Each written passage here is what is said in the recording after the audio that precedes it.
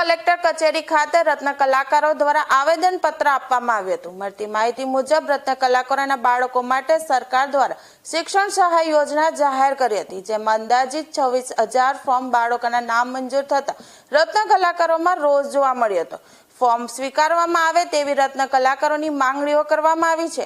રત્ન કલાકારોએ હાથમાં બેનર લઈ વિરોધ પ્રદર્શન કર્યું હતું। મોટી સંખ્યામાં રત્ન કલાકારો આવેદન પત્ર આપવામાં જોડાયા હતા। શિક્ષણ મુદ્દે પત્ર આપવા અંગે બહેનો પણ તેમાં જોડાઈ હતી, જેના કારણે ઘણા સાચા ગરીબ રત્ન કલાકારો શિક્ષણ સહાય 13,500 રૂપિયાના લાભથી વંચિત રહી ગયા છે। તેમને પણ મંદીમાં રાહત પેકેજનો લાભ મળવો જોઈએ, જેથી જે 26,000 ફોર્મ રદ કરવામાં આવ્યા છે તેને મંજૂર કરવામાં આવે અને જરૂરિયાતમંદ અને સાચા હકદારોને યોજનાનો લાભ મળે તેવી રત્ન કલાકારોએ માંગણી કરી છે।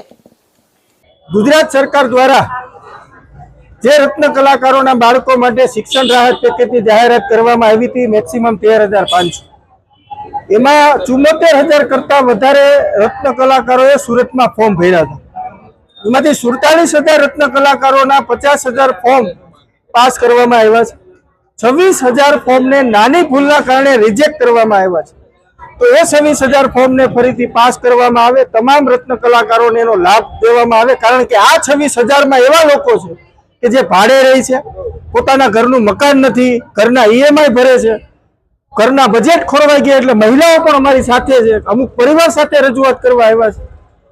તો એ ફોર્મને પાસ કરવામાં આવે એટલા માટે અમે ગુજરાતના મુખ્યમંત્રીને સુરત કલેક્ટર મારફતે અમે આવેદનપત્ર દેવા આજે કલેક્ટર કચેરી આવેલા છે।